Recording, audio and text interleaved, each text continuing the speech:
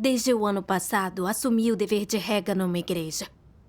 Numa reunião, o irmão Wang, o supervisor do trabalho evangelístico, me deu um feedback, dizendo que alguns novos convertidos estavam faltando às reuniões, que a rega tinha problemas que eu devia tratar logo. No início, fui capaz de aceitar o feedback dele. Discuti os problemas com os irmãos e me esforcei para fazer mudanças necessárias. Todo mês, porém, alguns recém-convertidos deixavam os grupos por várias razões. O irmão Wang repetiu que eu estava sendo irresponsável no dever. Não estava resolvendo os problemas na rega. Pensei que tinha dado o meu melhor para resolvê-los e tinha feito o necessário. Por que ele cismou comigo? Procurava defeitos? Além disso, recém-convertidos faltavam às reuniões por vários motivos. Alguns ainda tinham noções religiosas, o que significava que eles não comunicaram a verdade com clareza. Esse era um problema dele, não?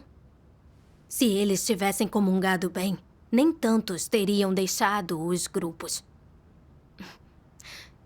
Então, fiquei ressentida com o irmão Wang e ignorei sua sugestão.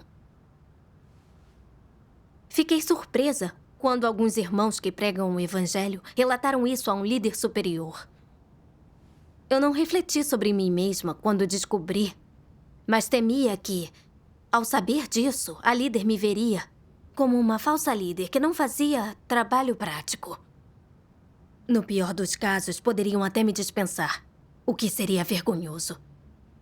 Isso não era me dedurar a um líder? Pensar nisso me deixou mais irritada e ressentida. Depois, ao me darem sugestões, achei que estavam sendo dramáticos e não dei atenção.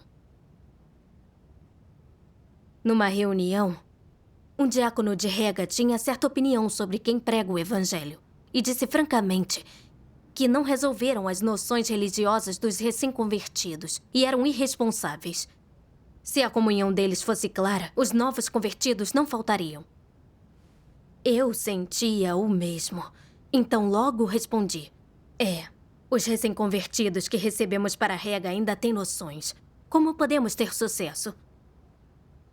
Depois disso, a equipe de rega começou a dizer uma coisa após a outra. Você não percebeu que isso não era apropriado? Fiquei incomodada e me perguntei se eu passei a culpa e critiquei os outros pelas costas. Mas então vi que o que eu disse era verdade. Não pensei mais nisso. Mais tarde, quando estava discutindo o trabalho com o diácono de rega, ele disse que tinha que ir, pois o irmão Zhao queria organizar alguns materiais com ele. Pensei que os que pregam o evangelho viviam apontando nossos problemas. Por que então precisavam da nossa ajuda para organizar documentos? Eu disse, ele não consegue sozinho, por que pedir ajuda? Você tem seu trabalho. Ele é incompetente se não consegue sozinho. Meu coração palpitou quando eu disse isso. Por que tinha dito aquilo? O irmão Zhao queria ajuda com os documentos para que as reuniões fossem eficientes. Era algo normal. Eu estava instigando problemas entre os irmãos e interrompendo o trabalho da casa de Deus. Logo me corrigi e disse, pode ir. Mas ao refletir sobre isso, fiquei nervosa e orei a Deus, pedindo que ele me guiasse a conhecer a mim mesma. Na reunião do dia seguinte, li estas palavras de Deus. Como Deus escrutiniza os corações. Ele não olha só com os seus olhos. Ele estabelece ambientes para você tocando o seu coração com as mãos. E por que eu digo isso? Porque quando Deus estabelece um ambiente para você, Ele vê o estado da sua mente, se você sente aversão e revolta ou alegria e obediência. Ele vê se você espera em silêncio ou se busca a verdade. Deus vê as mudanças em seu coração e seus pensamentos e em que direção eles seguem. Às vezes, o estado dentro de você é positivo. Outras vezes é negativo. Se você for capaz de aceitar a verdade, então, no fundo, aceitará de Deus as pessoas os eventos, as coisas e as várias situações que Ele arranja para você e as encarará corretamente. Por meio da leitura das palavras de Deus e da reflexão mental, cada pensamento, ideia e humor mudará com as palavras de Deus, que serão todos claros para você e observados por Deus. Você não contou essas coisas para ninguém, nem orou sobre elas. Você só pensou sobre elas em seu coração, em seu mundo. Mas Deus as conhece bem, e para Ele elas são claras como o dia. Não praticar a verdade quando algo lhe acontece é uma transgressão. E se ainda não o fizer quando algo volta a lhe acontecer? Se você abandonar a verdade a fim de proteger interesses, vaidade e orgulho, que comportamento é esse? É fazer mal?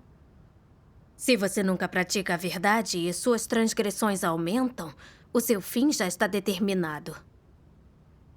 É claro que, se suas transgressões forem totalizadas e somadas às suas escolhas, às coisas que você busca e à sua vontade, bem como aos rumos que tomou e às sendas que escolheu ao fazer as coisas, com tudo isso, seu fim pode ser determinado.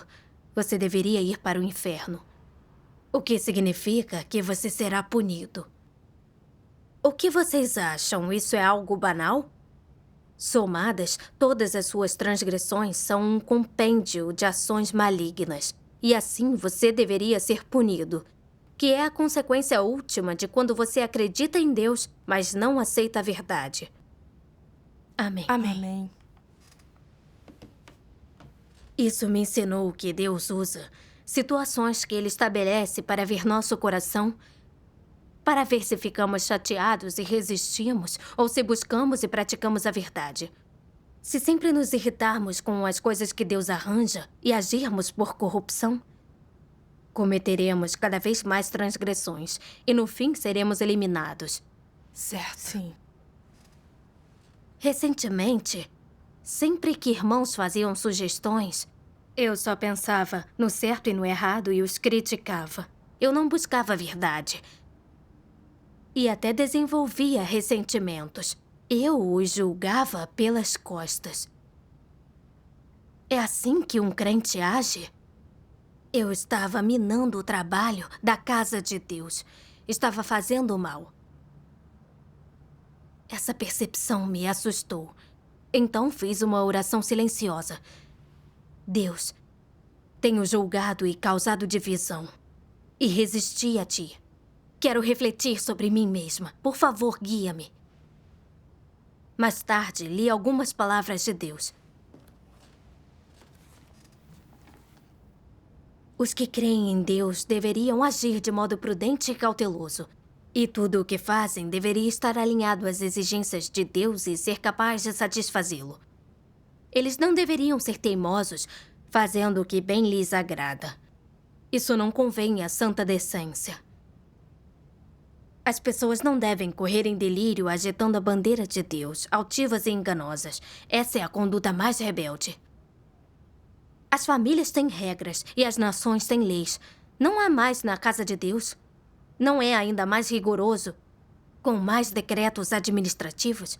As pessoas podem fazer o que quiserem, mas esses decretos de Deus não podem ser alterados à vontade. Deus não tolera a ofensa dos humanos. Ele é um Deus que mata. As pessoas ainda não sabem disso? Os que praticam a verdade serão no fim salvos e aperfeiçoados por causa dela. Aqueles que não praticam a verdade se arruinarão por causa da verdade.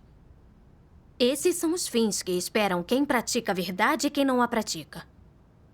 Eu aconselho quem não planeja praticar a verdade a deixar a igreja logo, para evitar que pequem mais. Ou será tarde para remorsos. Em particular, os que formam grupos e criam cisões, e os valentões dentro da igreja devem sair logo. Os que têm a natureza de lobos malvados são incapazes de mudar. Deveriam sair da igreja logo, para nunca mais perturbar a vida normal dos irmãos e evitar a punição de Deus. Exorto-os a entender melhor os decretos administrativos e a conhecer melhor o caráter de Deus. Senão, acharão difícil manter seus lábios selados e evitar falar demais em conversas pomposas. E vocês, involuntariamente, ofenderão o caráter de Deus e cairão em trevas, perdendo a presença do Espírito Santo e da luz. Como são sem princípios nas ações, como você faz e diz, aquilo que não deve, você terá a devida retribuição. Saiba que, embora lhe falte princípios em palavra e em ato, Deus tem muitos princípios em ambos. O motivo da sua retribuição é porque você ofendeu a Deus e não a um homem. Se em sua vida você cometer muitas ofensas contra o caráter de Deus, então você certamente se tornará filho do inferno. Ao homem pode parecer que você cometeu apenas alguns atos contrários à verdade, nada mais. Mas você sabe que, aos olhos de Deus, já não há mais oferta pelo pecado para você? Já que você violou os decretos de Deus mais de uma vez, e além disso não deu sinais de arrependimento, você não tem escolha a não ser ir para o inferno, onde Deus pune o homem. Se em suas ações você não ofende seu caráter, busca sua vontade e tem um coração reverente a Deus, então sua fé está à altura do padrão. Todos que não reverenciam a Deus e não têm um coração que estremece de temor são propensos a violar os decretos de Deus. Amém. Amém. Amém. As palavras de Deus me deixaram aflita e com medo.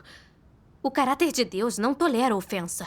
Há decretos administrativos na casa de Deus. Falar e agir sem temor de Deus, como um incrédulo. Julgar e atacar os outros, criar conchavos e minar o trabalho da igreja é ser ajudante de Satanás.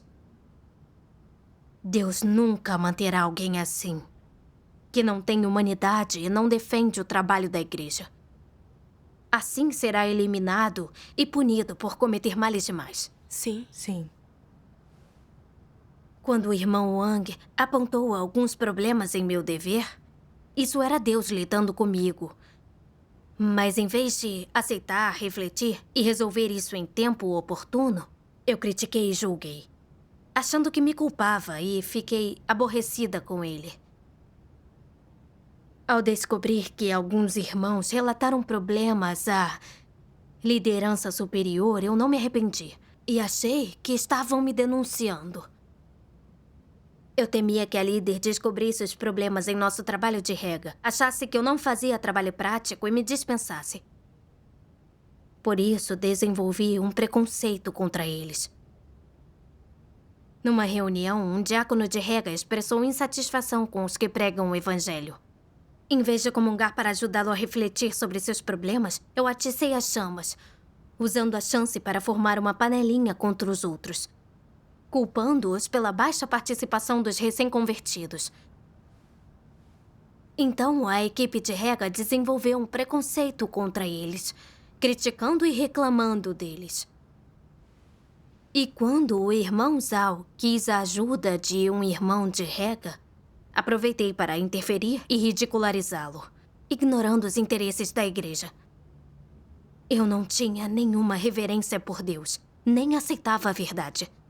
Para proteger meu status e reputação, eu estava julgando e criando problemas. Eu estava criando uma facção, agindo mal e resistindo a Deus. Eu também tenho feito isso. Quando sou criticada ou meus problemas são expostos, não consigo aceitar coisas que prejudicam meu status ou meus interesses. E eu julgo os outros pelas costas. Agora percebo que isso é recusar-se a aceitar a verdade, semear discórdia e minar o trabalho da casa de Deus. Isso ofende o caráter de Deus. Sim. É fácil cometer o mal a qualquer momento sem temor de Deus. É tão perigoso. É sim. Os irmãos apontaram problemas para mim repetidamente, para me ajudar a ver as questões e resolvê-las logo, para que os recém-convertidos fossem às reuniões. Isso era bom para a igreja. Sim. Mas eu não entendia a vontade de Deus. Eu só queria proteger meu status e não resolver problemas reais, fazendo recém-convertidos deixarem de se reunir. Eu devia ser dispensada do meu dever por causa do meu comportamento. Mas em vez disso, Deus me esclareceu com suas palavras, detendo-me em meu caminho maligno. Ao ver isso, me enchi de remorso. Orei a Deus, determinada a me arrepender.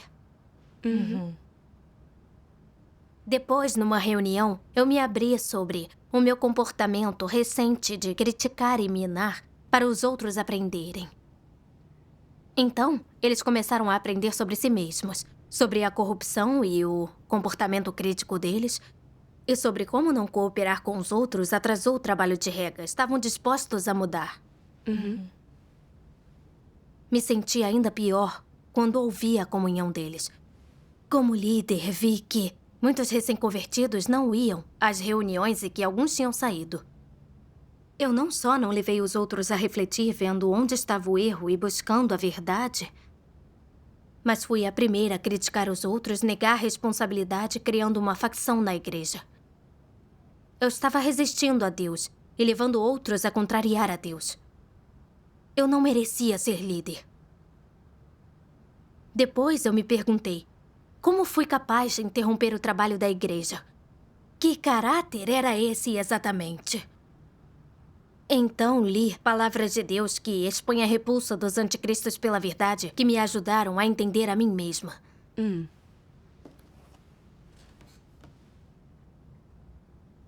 A atitude arquetípica dos anticristos para com o tratamento é recusar-se a aceitá-los ou admiti-los. Não importa quanto mal fizeram, ou o dano ao trabalho da casa de Deus e a entrada na vida do povo escolhido de Deus, eles não sentem remorso nem que devam algo. Sob esse ponto de vista, os anticristos têm humanidade? Não mesmo. Eles causaram muitos danos ao povo escolhido de Deus. Trouxeram tanto dano ao trabalho da igreja. O povo escolhido de Deus vê isso claramente e vê muitos atos malignos dos anticristos. E mesmo assim, os anticristos não aceitam nem reconhecem esse fato. Teimosamente se recusam a admitir que estão errados ou que são responsáveis por isso. Isso não é um indício de que estão fartos da verdade? Anticristos estão fartos da verdade e não importa quanto mal façam, eles não o admitem e seguem inabaláveis até o fim. Prova de que nunca levaram a sério o trabalho da igreja nem aceitaram a verdade. Eles não vieram a crer em Deus. São lacaios de Satanás. Vêm perturbar e interromper o trabalho da igreja. No coração dos anticristos, há só nome e status. Eles creem que, se reconhecessem o seu erro, teriam que se responsabilizar. E então seu status e prestígio seriam seriamente comprometidos. Então, eles resistem com uma atitude de negue até morrer. E não importam que revelações ou dissecações façam. Eles fazem o máximo para negá-las. Seja sua negação deliberada ou não, em suma, em um aspecto, isso expõe a natureza deles de estarem fartos da verdade e de a odiarem. Em outro aspecto, isso mostra o quanto prezam seu status, prestígio e interesses. Mas qual é sua atitude em relação ao trabalho e aos interesses da igreja? É uma atitude de negação de responsabilidade, sem consciência e razão. O fato de eles se esquivarem das responsabilidades demonstra esses problemas? Em um aspecto, prova sua essência de estarem fartos da verdade e de a odiarem em outro. Mostra sua falta de consciência e humanidade. Não importa quanto a entrada na vida dos irmãos seja prejudicada por interferirem em fazerem o mal. Não sentem culpa e nunca ficam perturbados por isso. Que tipo de criatura é essa? Até admitir parte do erro, contaria como se eles tivessem um pouco de consciência e razão. Mas os anticristos não têm nem esse pingo de humanidade. O que então vocês diriam que eles são? A essência dos anticristos é o diabo. Eles não veem seu tremendo dano aos interesses da casa de Deus. Não estão nem remotamente incomodados, não se repreendem, nem se sentem endividados. Isso não é o que deveria ser visto em pessoas normais. Isso é o diabo. E ele é desprovido de qualquer consciência ou razão. Amém. Amém. As palavras de Deus que expõem os anticristos me mostraram que eles detestam e odeiam a verdade por natureza. Eles não admitem isso por mais danos que causem ao trabalho da casa de Deus. E não aceitam a verdade nem refletem quando criticados. Como tentam proteger nome e status, inventam desculpas e negam responsabilidade sem sentir culpa. São essencialmente diabólicos. Sim. Especialmente esta parte. Eles não veem seu tremendo dano aos interesses da casa de Deus. Não estão nem remotamente incomodados. Não se repreendem, nem se sentem endividados. Isso não é o que deveria ser visto em pessoas normais. Isso é o diabo e ele é desprovido de qualquer consciência ou razão. As palavras de Deus foram pungentes. Líderes devem aceitar a supervisão dos irmãos e consertar problemas logo. É o que Deus exige e é o dever e responsabilidade de um líder. Sim. No entanto, eu não estava fazendo um bom trabalho de rega e quando apontaram isso para mim, não senti remorso nem culpa por negligenciar meu dever, mas critiquei os outros e distorci a ajuda deles como busca por falhas em mim. E quando o feedback deles afetou meu status, eu os ataquei pelas costas, formando uma facção para agir contra eles. Eu estava formando uma panelinha, uma gangue, agindo como lacaia de Satanás e interrompendo o trabalho da casa de Deus. Eu não estava descarregando minha raiva numa pessoa, e sim no trabalho da casa de Deus, cometendo mal contra Deus. Qualquer pessoa sensata, com consciência que fosse criticada por não regar bem os recém-convertidos, o que fez alguns largarem a fé, teria sentido culpa e teria se submetido e refletido sobre si mesma. No início, ela pode até defender a si mesma, mas se submeterá depois, analisará os problemas e cuidará dos novos convertidos. Mas quando eu vi problemas tão grandes no meu dever, eu não quis aceitar a ajuda dos outros, nem refletir sobre os erros no meu trabalho. Não busquei como mudar e praticar depois disso. Só inventei desculpas e não me responsabilizei. Não quis assumir responsabilidade, só quis me proteger. Só pensei em meus interesses e não nos da casa de Deus. Eu carecia de humanidade. Eu estava revelando o caráter de um anticristo. Eu odiava a verdade. Percebendo isso, eu me enchi ainda mais de remorso. E me lembrei de algumas palavras de Deus. Posso ler? Sim. Aqui.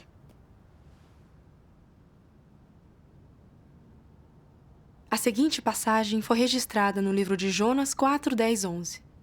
Disse, pois, Jeová, tens compaixão da boboreira na qual não trabalhaste, nem a fizeste crescer, que numa noite nasceu e numa noite pereceu. E não hei de eu ter compaixão da grande cidade de Nínive, em que há mais de 120.000 pessoas que não sabem discernir entre a sua mão direita e a esquerda, e também muito gado? Essas são as reais palavras de Deus, Jeová, registradas de uma conversa entre Deus e Jonas. Embora seja uma interação breve, ela transborda de cuidado do Criador pela humanidade e sua relutância em desistir da humanidade. Essas palavras expressam a verdadeira atitude e os verdadeiros sentimentos que Deus tem em seu coração por sua criação. Por meio dessas palavras claras e precisas, raramente ouvidas, Deus afirma suas verdadeiras intenções para a humanidade. Essa interação representa uma atitude que Deus tomou em relação às pessoas de Nínive. Mas que tipo de atitude é? É a atitude dele em relação às pessoas de Nínive, antes e depois de se arrependerem, e a atitude com a qual ele trata a humanidade. Nessas palavras estão seus pensamentos e seu caráter. Embora estivesse incumbido de proclamar as palavras de Deus Jeová às pessoas de Nínive, Jonas não entendeu as intenções de Deus Jeová, nem entendeu as suas preocupações e expectativas para com as pessoas da cidade. Com essa repreensão, Deus quis dizer a ele que a humanidade era o produto das mãos de Deus e que ele havia feito um esforço meticuloso em cada pessoa. Que cada pessoa levava as expectativas de Deus nela e que cada pessoa desfrutava do suprimento de vida de Deus. Para cada uma, Deus pagou o preço do esforço meticuloso. Essa repreensão mostrou a Jonas que Deus apreciava a humanidade, obra das suas mãos, assim como Jonas apreciava a boboreira. Deus não descartaria a humanidade levianamente ou até o último momento possível. Sobretudo porque havia tantas crianças e rebanhos inocentes dentro da cidade. Ao lidar com seres criados jovens e ignorantes, que não conseguiam nem distinguir a mão direita da esquerda, era ainda menos provável que Deus encerrasse suas vidas e decidisse seus desfechos com tanta pressa.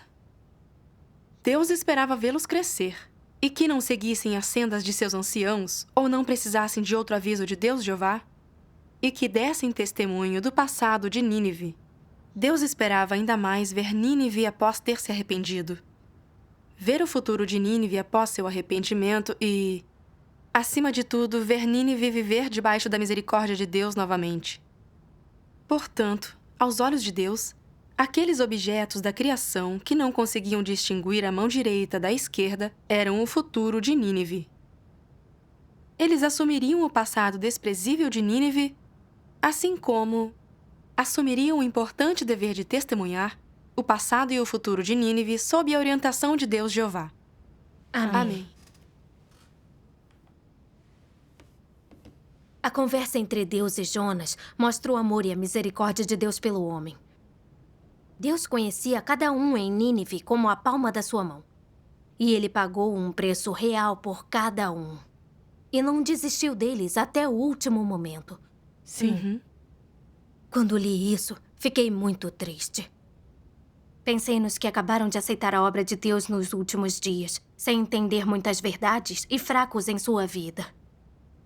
É provável que desistam ao enfrentar a perturbação dos anticristos do mundo religioso. Todos os irmãos estavam refletindo sobre como cooperar para apoiá-los, para que criassem raízes no caminho verdadeiro. Por isso me davam sugestões e apontavam os problemas. Mas eu me recusei a aceitar. Minha irresponsabilidade fez com que muitos recém-convertidos faltassem às reuniões. Mas eu não me importei. Como ainda era humana.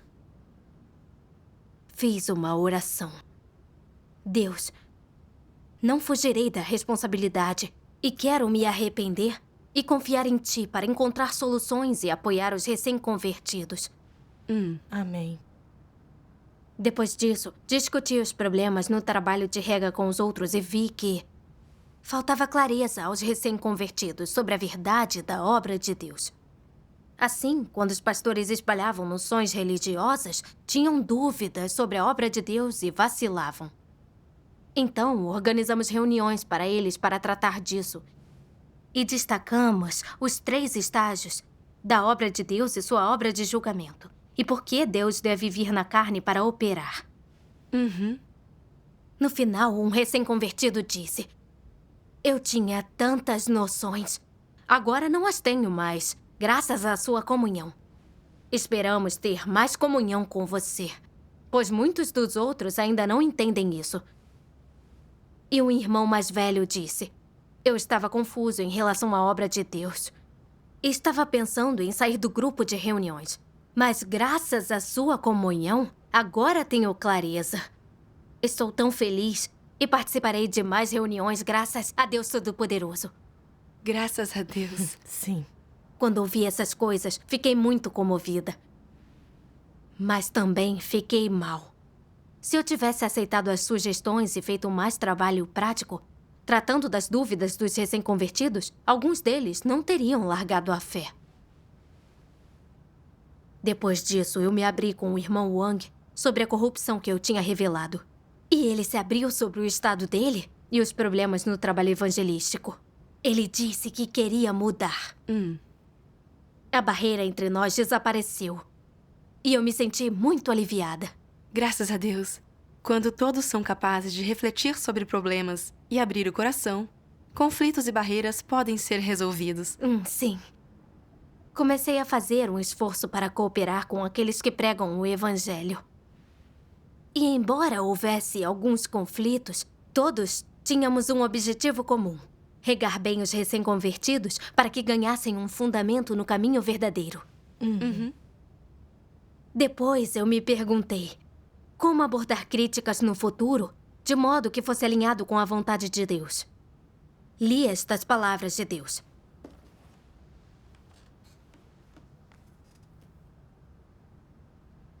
Qual é o mínimo que as pessoas devem saber sobre a poda e o tratamento? Que é preciso experimentar isso para que cumpram bem o dever. São indispensáveis. E devem ser enfrentados diariamente e experimentados na fé e na obtenção da salvação. Todos devem ser podados e tratados. Podar e lidar com alguém é algo que envolve seu futuro e destino? Não. Para que, então, servem a poda e o tratamento? Para condenar as pessoas? Não. São para ajudar a entrar no princípio. Certo, esse é o melhor entendimento. Podar alguém e lidar com ele é um tipo de disciplina e castigo, mas também é uma forma de ajudar as pessoas. Poda e tratamento permitem que você altere suas buscas incorretas a tempo. Permitem que você reconheça os problemas que tem atualmente.